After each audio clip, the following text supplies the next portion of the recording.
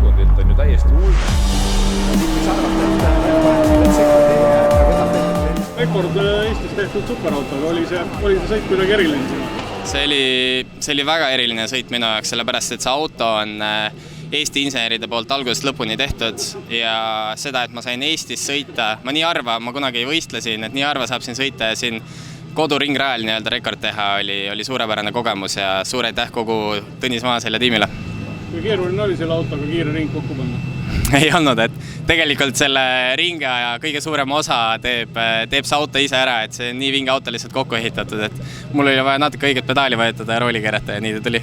Selle auto juures on äärmiselt oluline aerodünaamika, kuidas seda õnnestub Pärnu sportseringil ära kasutada? No kiiretes kurvides teeb see kõige suurema vahe, aga sellel autol on nii palju aerodünaamikat, et isegi aeglastes tuleb see vahe välja. Aga ütleme nii, et siin Porsche ringil tegelikult on üsna vähe selliseid kiireid kurve, kus selle auto tõelist potentsiaali kasutada. Et ma arvan kuskil mujal maailma ringradadel, ta on nii muljetavaldav siin, aga ma arvan, et on seal veel rohkem muljetavaldav. Kuidas see enda hooaeg edasi läheb? Mu enda hooaeg, nüüd mul see tagasitulek läks suurepäraselt ja mul on päris hea selline üksikute sõitude programm aasta lõpuni kokku pandud, sõidan nii Euroopas, USAs kui Aasias ja siis tegelikult suurim fookus on ikkagi järgmise hooaja peal, et saaks korraliku programmi kokku panna ja enda nende unistuste sõitudel olla õigetes autodes, ehk siis Nürburgring 24 tundi, Daytona 24 tundi ja Spa-sõit.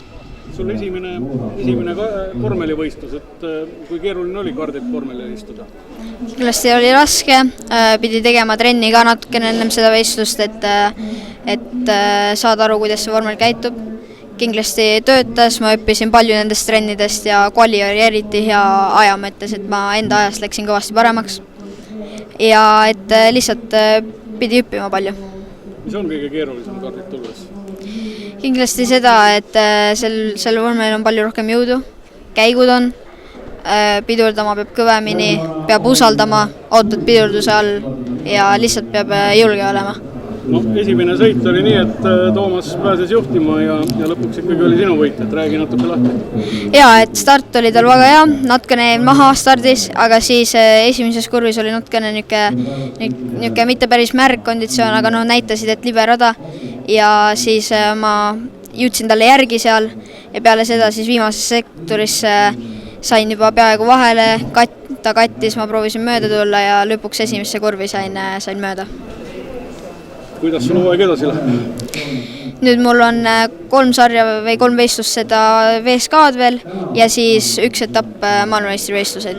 Esimene sõit vormeliga, et kui keeruline oli kardiroolist tulla? Tegelikult oli päris keeruline. Esimene sõit ütleks, et endaga on rahul. Autol on veel kasvamisruumi, praegu oli väikse tehnilised vead, et äkki teiseks sõiduks saame korda nüüd. Mis on kardilt tulles kõige keerulisem vormelist istumas? Kõige keerulisem ütleks, et on pidur, et tuleb sellega tunnetada, see on kindlasti raskem ja peab vaatama, et ei lase seda blokki ja jah. Eile kvalifikatsioon ja 3. aeg, et kuidas hindab tulnud? Saime just auto korda, nii-öelda.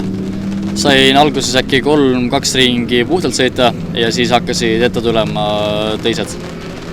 Aga ütleme sõidutunnetuse mõttes? Sõidutunnetus ütleksin, et ma kõvasti alla ei jää teistele, et pigem on natuke tehnilised asja meil praegu. Tänane võidusõit oli taas 3. koht, et kuidas enda hinnang on sõidul? Endaga on rahul, pigem ongi, et meil on praegu väiksed tehnilised probleemid. Kui nendest üle saab, siis on võib-olla võimalus ka teistega rohkem pusida. Kuidas hooaeg läheb edasi? Vormeliga ma arvan, et see ongi praegu teeme võistlus ära ja siis proovime sügise poole teha veel lihtsalt treenida vormeliga siin samas Pärnus. Ja kardiga on Baltika Eesti meistrivõistlused ja võib-olla ka maailmameistrivõistlused. Stardis on seekord 32 vormelit, mis on siis Estonian Grand Prix rekord, enamik neist on ajaloolised vormelid, et mis sellise kasvu taga on? Täpselt ei oskagi öelda, et kus niisugune fenomen nagu äkki on arenema hakanud, et võib-olla lihtsalt, et majanduslikud olukorrad on inimestel lubanud vormeleid välja tuua. Lihtsalt on inimestele kuidagi paari aasta jooksul rohkem see asi silma hakanud. On avastanud meie sarja. ja ka uutel autodel on täna võimalus nagu võtta osa startidest. Või kellelgi tuleb mõte, et hakkaks historikut sõitma, et millest ta peaks pihta hakkama? Et hakata historikut sõitma, kõigepealt on variant on sellises, et võib-olla leiab mõne rendiauto või siis teine variant, et äkki on ka, müügis on ka sellised Estonia vormelitest räägime. Et neid on müügis, saab osta, saab selle sõitva auto uuesti kodus laiali võtta ja uuesti kokku ehitada, et enda käe järgi oleks ehitatud, et ei oleks üllatusi ja saab tulla rajale. Kas sellise auto võidu sõitmiseks peab olema ise mehaanik või on võimalik sellega kuidagi lihtsalt hakkama? No mina alustasin niimoodi, et ma vaatasin kõrvalt, kuidas tegema peab ja näidati näpuga ette, mis tegema peab ja nüüd on endal käed mustad. Et targem oleks ikka niimoodi, et kui sa ka mingi mehaaniline taip on. Muidugi, kui sul on selline hea nagu taustajõud mehaanikute näol, siis on teeb elu kergemaks.